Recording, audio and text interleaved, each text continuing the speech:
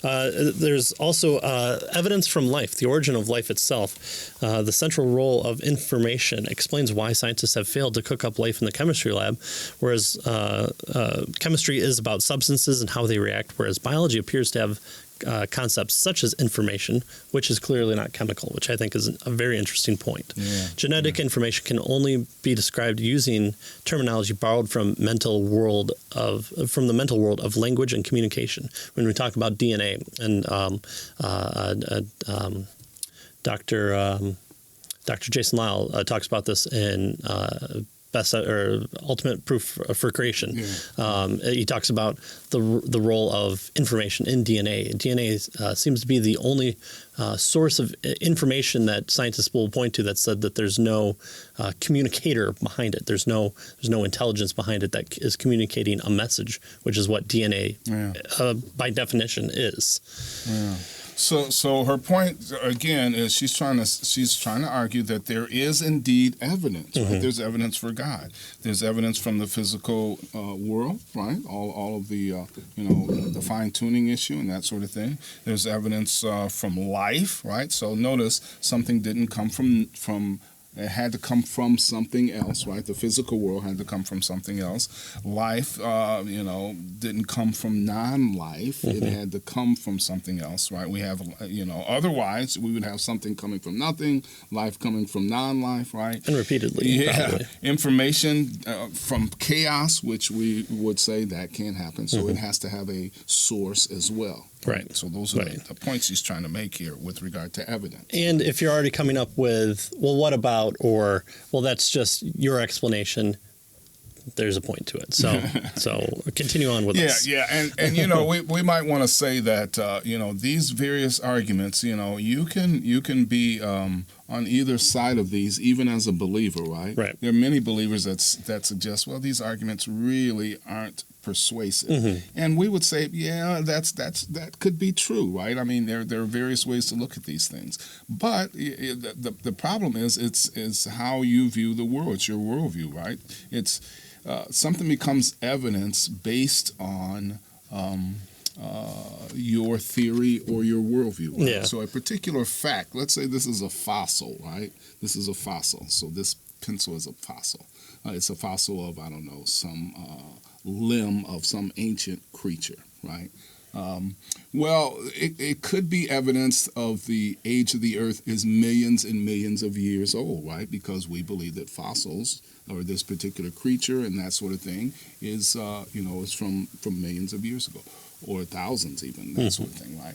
Or it could be evidence of what was left over by a cataclysmic flood that happened several thousand years ago, right? So notice facts need some type of context.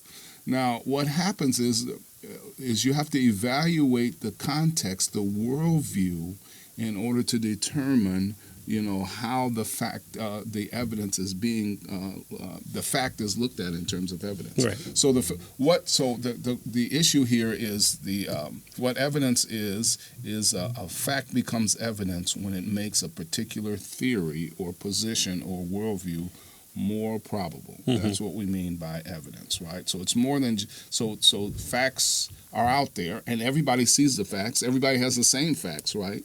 But what makes one fact evidence for one position and one fact evidence for and that same fact evidence for another position is the probability that fact gives us that the particular position is true.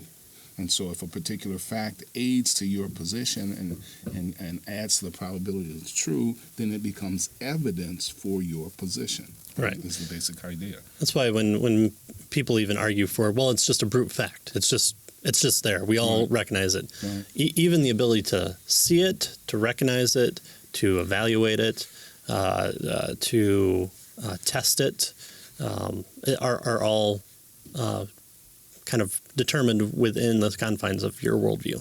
So if you're Neo and you're in the Matrix and you're convinced because you've seen the real world, the pencil is just a product of code and it's evidence for the Matrix. So you're both wrong. The Christian and the atheist are both wrong, at least in that confines. Getting back to evidence for life, the intelligent agent that there seems to be evidence within the confines of life that an intelligent agent was necessary at the origin of life, because we don't see non-living things produce living things. There are theories. Again, there are theories that claim to have evidence that show these things. But if you extrapolate it to other areas and say, well, the murder weapon, the gun, was found on the crime scene, that just happened to appear there. The universe seemed to conjure up a weapon that was designed to murder the person, and so there's really no murderer. Well, we'd say, well, no, that's clearly not the case, because we've seen murders happen 100,000 times before. And it's like, well, yes, but we've also seen things produce, living things produce living things 100 million times before too. So we want to know, is it consistent with our experience of the world? Right.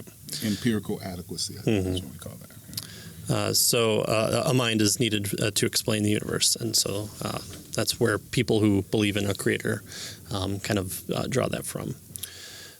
How can we doubt that all this is affected not merely by reason, but by reason that is transcendent and divine?